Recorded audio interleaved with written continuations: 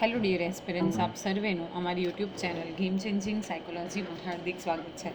આજના વિડીયોમાં આપણે પ્રોબેશન ઓફિસર, ચીફ ઓફિસર અને અન્ય કેટલીક સરકારી પરીક્ષાઓ માટે સમાજશાસ્ત્ર એટલે કે સોશિયોલોજી સબ્જેક્ટ અગત્યનો છે. અને સાથે સાથે જે વિદ્યાર્થીઓ બેચલર ઇન સોશિયોલોજી અને માસ્ટર ઇન સોશિયોલોજી સાથે સંકળાયેલા છે, તો ઓફકોર્સ એમને માટે પણ આ વિડીયોઝ જે છે ખૂબ અગત્યના છે. અને એ અંતર્ગત આપણે સ્ત્રી સશક્તિકરણ અને સાથે સાથે નારીવાદી ચળવળો એ પરિપ્રેક્ષ્યમાં વાતચીત કરી રહ્યા છે.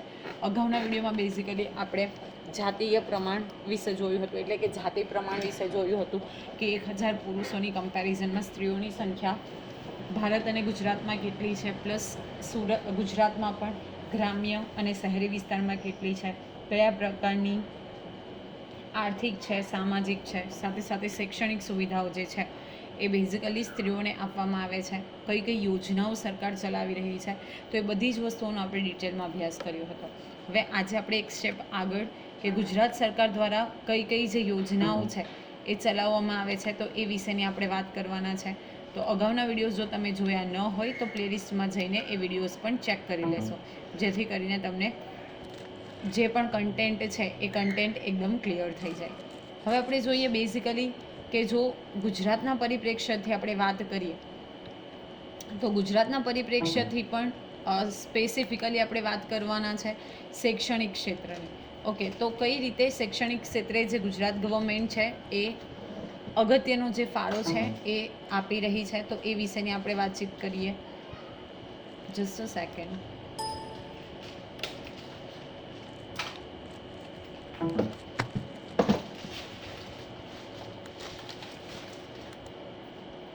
ઓકે, તો સૌપ્રથમ આપણે વાત કરીએ ગુજરાતના પરિપ્રેક્ષ્યમાં શૈક્ષણિક ક્ષેત્રે જે હેલ્પ કરવામાં આવે છે, સરકાર જે સુવિધાઓ પૂરી પાડે છે. તો ગુજરાતમાં 2011ની વસ્તી ગણતરી મુજબ કુલ સાક્ષરતાના બેઝિકલી 78.03% જેટલો સાક્ષરતાનો દર છે, જેમાં પુરુષ સાક્ષરતા દર 85.75% અને સ્ત્રી સાક્ષરતાનો જે દર છે એ 69.68% જેટલો છે. તો હવે બેઝિકલી આપણે જો ગુજરાતના પરિપ્રેક્ષ્યમાં 2011ની વસ્તી ગણતરીના હિસાબથી આપણે જો ટ્રાય કરીએ સમજવાની, તો બેઝિકલી જે ગુજરાતનો કુલ સાક્ષરતા દર છે એ 78.03% જેટલો હતો, અને એમાં પુરુષ સાક્ષરતાનો જે દર છે એ 85.75% અને જે સ્ત્રી સાક્ષરતાનો દર છે 69.68% જેટલો હતો. ગુજરાતમાં ગ્રામીણ સાક્ષરતા દર 61.4% અને શહેરી સાક્ષરતા દર 81.4% જેટલો નોંધાયો છે. તો again you can see here કે there is a huge difference between the education rate of the rural area plus we can say urban area. So in urban area we can able to get 81% of education rate in compared to rural area, and when we are talking about the rural areas, so here the percentage is only 61.4%.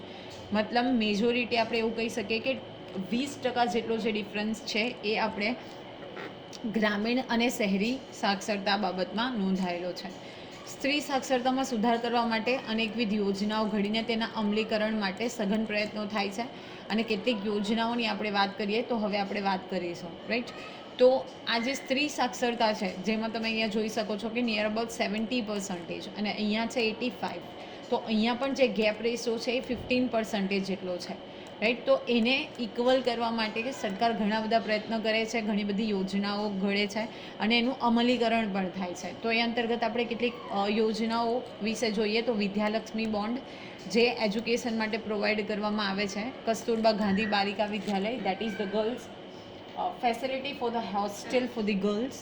પછી છે આદિવાસી કન્યાના વાલીઓને અનાજ સહાય, એ આપણે અગાઉના વિડીયોમાં પણ જોયું હતું કે જે કોઈ આદિવાસી કન્યાઓ શાળામાં અભ્યાસ કરે છે અને એમની 70% જેટલી આખા વર્ષની હાજરી છે, તો એવા વાલીઓને અનાજની મફતમાં સહાય કરવામાં આવે છે.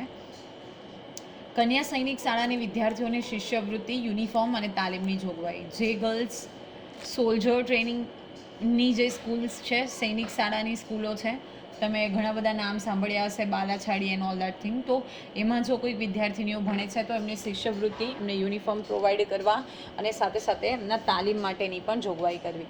કન્યાઓને વિનામૂલ્ય શિક્ષણ, કન્યાઓ માટે હોસ્ટેલ, સાયકલની સહાય, આ પણ આપણે અગાઉના વિડીયોમાં જોયું હતું કે ગામડામાંથી જો 3 કિલોમીટર જેટલા ડિસ્ટન્સ ઉપર હાયર એજ્યુકેશન માટે સેકન્ડરી એજ્યુકેશન માટે જવું હોય તો એટલા માટે પણ બેઝિકલી સાયકલ જે છે that will be helpful four transportation, તો સાયકલ પ્રોવાઈડ કરવામાં આવે છે.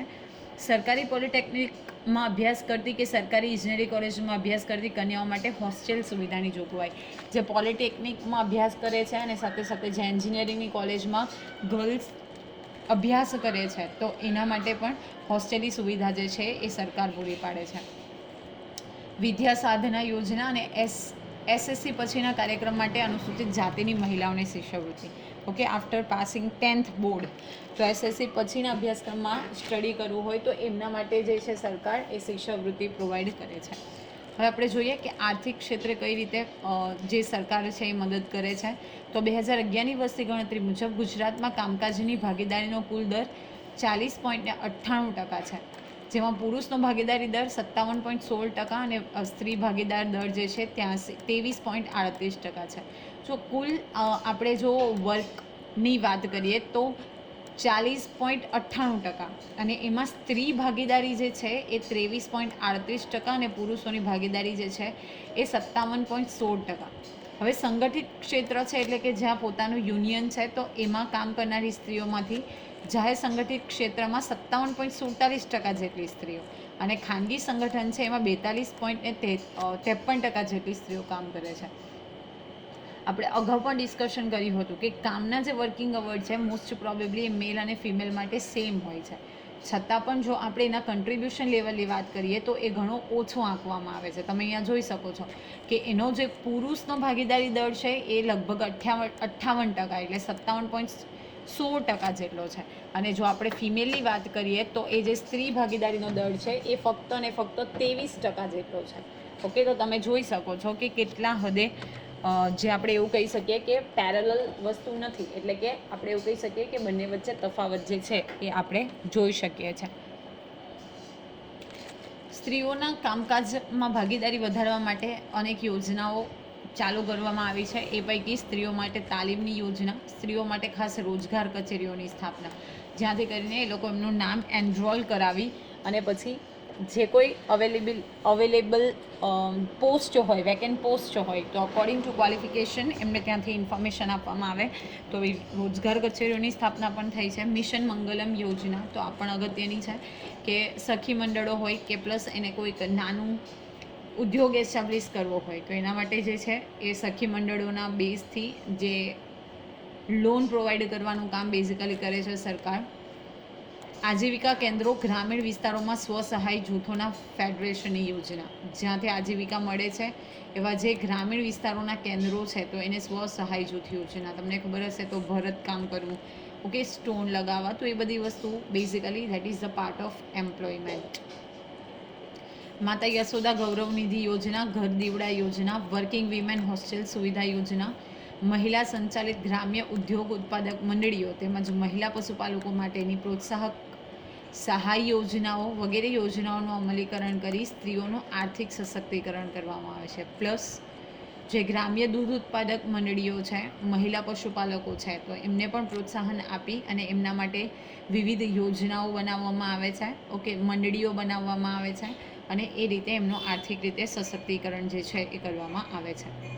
હવે આપણે વાત કરીએ આરોગ્ય ક્ષેત્રે, તો અગાઉના વિડીયોમાં પણ મેં તમને કીધું હતું કે બેઝિકલી આજના ઘણા બધા એરિયાઝ એવા છે જ્યાં ફિમેલના હેલ્થ પ્રત્યે એટલી કોન્શિયસનેસલી જે મેટર છે એને લેવામાં નથી આવતી અને એને કારણે કેન્સર જેવા જે ભયંકર રોગો છે, ઓકે, તો એનો સામનો જે છે સ્ત્રીઓએ કરવો પડે છે.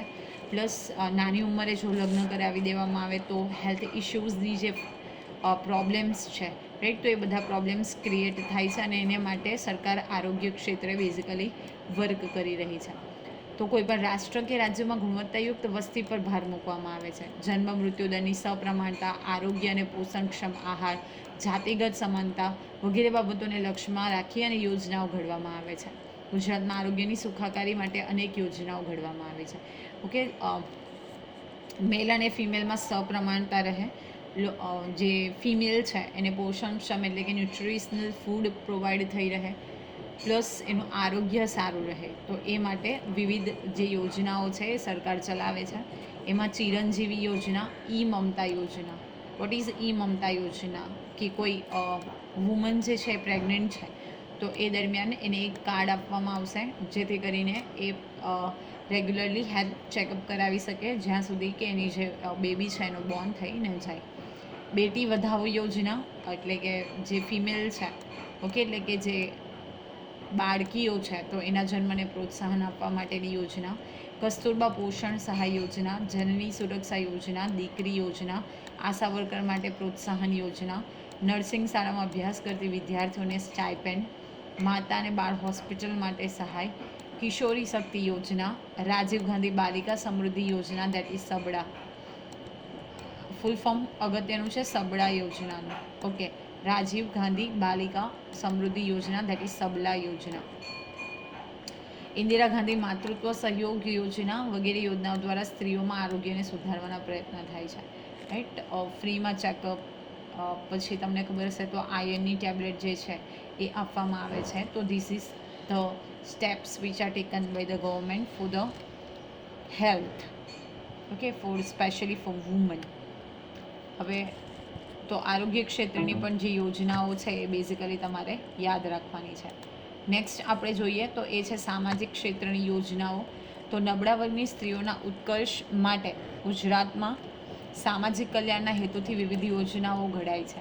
હવે જે નબળા વર્ગની સ્ત્રીઓ છે, બેઝિકલી જે બેકવર્ડ કમ્યુનિટીઝથી આવતી હોય તો એમના પણ ઉત્કર્ષ માટે, એમનું પણ ડેવલપમેન્ટ થાય એ માટે ગુજરાતમાં કેટલીક યોજનાઓ જે છે એ ગુજરાત સરકાર દ્વારા અમલમાં મૂકવામાં આવી છે. એ અંતર્ગત ભગવાન બુદ્ધ રાજ્ય શિષ્યવૃત્તિ, ડૉક્ટર આંબેડકર સરકારી છાત્રાલયો, ડૉક્ટર સવિતા આંબેડકર આંતરજ્ઞાતીય લગ્નને પ્રોત્સાહન માટે સહાય, ઓકે, આંતરજ્ઞાતીય લગ્નને પ્રોત્સાહન મળે એ માટે ડૉક્ટર સવિતા આંબેડકર સહાય યોજના ચાલુ કરવામાં આવી છે. કુંવરબાઈનું મામેરું અથવા તો મંગલસૂત્ર યોજના, માઈ રમાબાઈ આંબેડકર 7 ફેરા સમૂહ લગ્ન યોજના, મહિલાઓ માટે સીવણ વર્ગોની તાલીમ અને આર્થિક સહાય, સરસ્વતી સાધના યોજના, વિકલાંગ વિધવા મકાન સહાય યોજના, વિધવા પેન્શન યોજના, જે કોઈનો હસબન્ડની ડેથ થઈ હોય તો એવી જે ફિમેલ છે તો એને સરકાર દ્વારા વિધવા પેન્શન યોજના આપવામાં આવે છે.